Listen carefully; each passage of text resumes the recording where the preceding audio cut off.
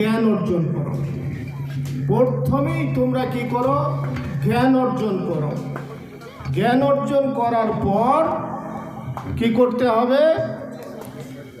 মানুষকে শিক্ষা দিতে হবে, বা জ্ঞান অর্জন করার আগেই, কলেমা পড়ার আগেই আমাকে জ্ঞান অর্জন করতে হবে। এমনকি কলেমাটা পড়ার আগেও লা ইলাহা ইল্লাল্লাহ, এটার বিষয়ে হয়তো বিতর্ক আছে। তো লা ইলাহা ইল্লাল্লাহ পড়ার আগে পর্যন্ত আগে কি করতে হবে? আল্লাহ পাক রব্বুল ইজ্জাত বলছেন জ্ঞান অর্জন করো। জ্ঞান অর্জন করার পরে, জানার পরে, আল্লাহ সম্পর্কে জানার পরে, তারপরে তুমি পড়ো লা ইলাহা ইল্লাল্লাহ, তারপরে তুমি কলেমা পড়ো, কলেমায়ে তাইয়্যিবা পড়ো। তাহলে সর্বের প্রথম আমাদের প্রয়োজন আছে কিসের? জ্ঞানের। ইমাম বুখারী রহমতুল্লাহ আলাইহি বাব, শিরোনামা, হেডলাইন, বিষয়বস্তু বেঁধেছেন। বাবুল ইলমে কাবলাল কাউলে ওয়াল আমাল। বাবুল ইলমে কাবলাল কাউলে, যে কোনো কথাবার্তা বলার আগে কি বললেন? জ্ঞান অর্জন করো। বাবুল ইলম, জ্ঞান অর্জন করো।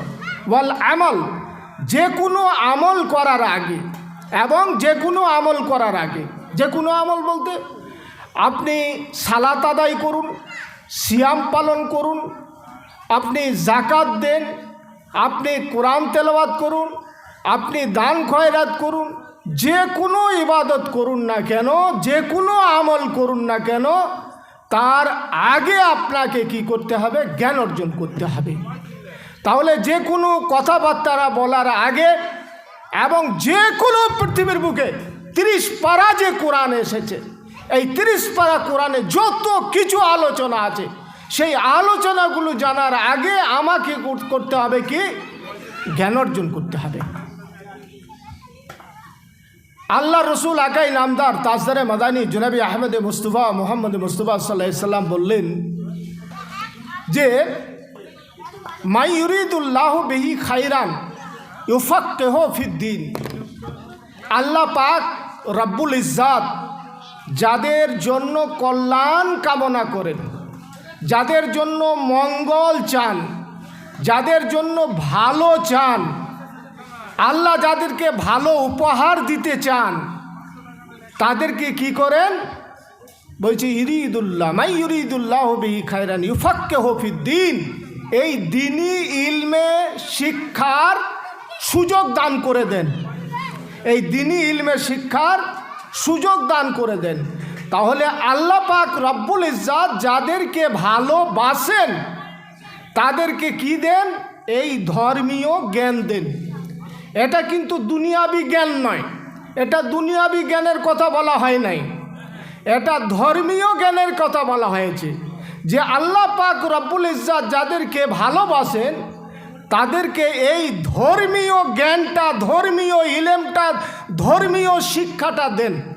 তাহলে আমাদের আজকে এই ছোট ছোট তোলাবারা যারা আমাদের সামনে বসে আছে,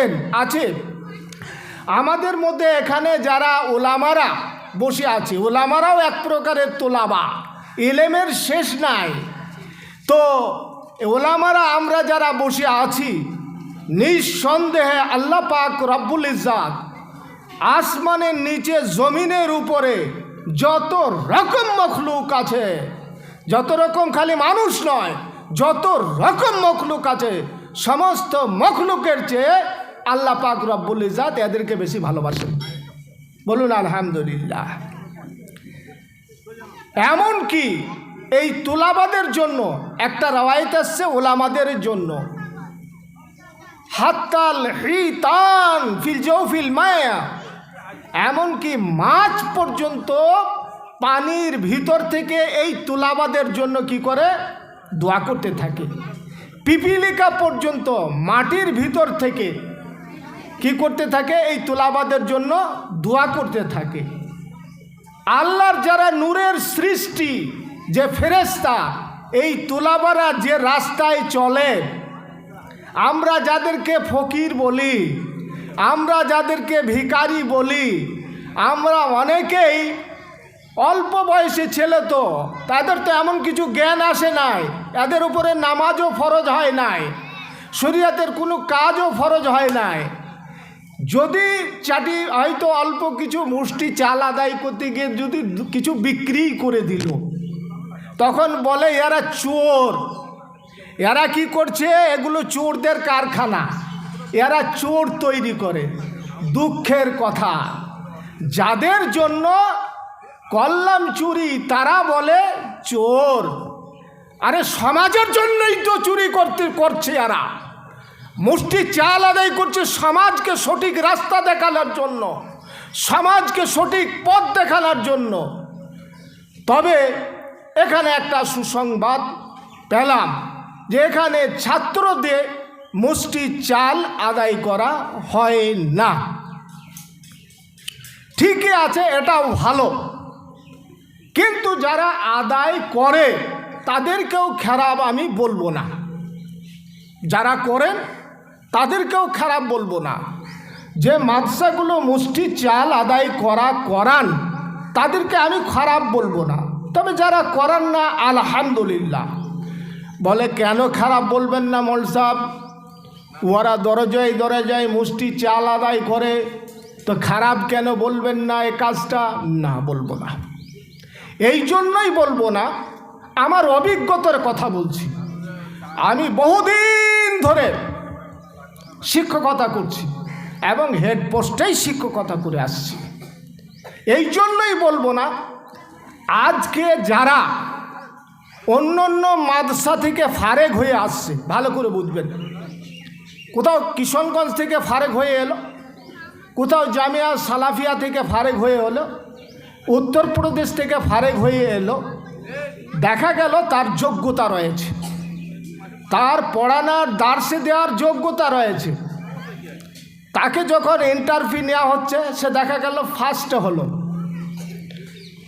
আর একজন দেখা গেল ইন্টারভিউ নেওয়া হলো 2 নম্বরে হলো বা 3 নম্বরে হলো, তো 1 নম্বরকে নেওয়ার সব সিদ্ধান্ত নিচ্ছে।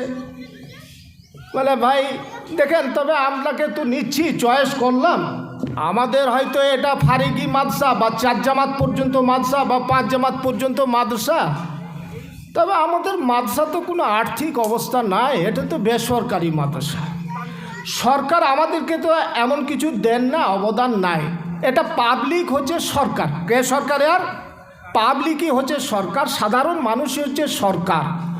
তো সাধারণ মানুষের দানে এই প্রতিষ্ঠান তো চলে, তো আপনাকে কিছু আদায় সাদাই করতে হবে। বলে বাবা রে, ওটা আমার দ্বারাই হলো না, ওটা আমি পারবো না, ওটা আমি পারবো না, আমার দ্বারাই সম্ভব নয়। তো দেখা গেল কারণটা কি, আমার বলার উদ্দেশ্যটা কি, ওই যে প্রথম থেকে তার চাওয়া একটা যে অভ্যাস ছিল, সেই চাওয়া অভ্যাসটা নেই, চাওয়া অভ্যাসটা নেই। এই জন্য পরের দরজায় ওপরের দরজায় বাড়ি বাড়ি গিয়ে এই চেক ধরে আদায় করাটা তার কাছে একটা অসম্ভব কাজ হয়ে গেল এবং লজ্জাজনক কাজ হয়ে গেল, লজ্জাদায়ক কাজ হয়ে গেল। সে বলে না সালাম, আপনার মাদ্রাসায় চাকরি করতে পারবো না। ও মাদ্রাসায় গেল, বলে সালাম, আপনার মাদ্রাসায় চাকরি করতে পারবো না। দেখা গেল কোথাও গিয়ে একটা মসজিদে ঢুকলো, একটা ভালো আলেম, হয়তো সে ভালো দার্সে দিতে পারে, সে দেখা গেল তখন একটা মসজিদে ঢুকলো যেখানে আদায় সাদাই করতে হবে না। ধীরে ধীরে তার ইলেমটা, যে যোগ্যতা ছিল, দার্সে দেওয়ার যোগ্যতা ছিল, সেই যোগ্যতা হারিয়ে গেল। তাহলে আপনি বা আমি এই আদায় করাটা হয়তো আমরা বলছি খারাপ, খারাপ বলবো না। কেননা এই মাদ্রাসা যেমন মানুষ মনে করিলেন সুগড় মাদ্রাসা, দারুল হাদিস মাদ্রাসা, এমন কি আয় আছে যে আপনি বসে বসে এই মাদ্রাসাটা চালাবে, গ্রামবাসী চালাবে, চাঁদা দিয়ে চালাবে? আছে আয়? নেই। যেমন আমি মাদ্রাসা এলামবাজার মাদ্রাসা দারুল তবলিগের আমি প্রধান শিক্ষক, আমি যদি বলি যে না আমি তো বুখারি পড়াই, সেই আইন পড়াই, আমি কিন্তু আদায় টাদাই করতে যাব না, অন্য মোদারেস আমি তো হেড, আমি যদি না যাই তো অন্য মোদারেসে আমি যদি একবার বলি যাব না, অন্য শিক্ষকরা 7 বার বলবে আমরা যাব না।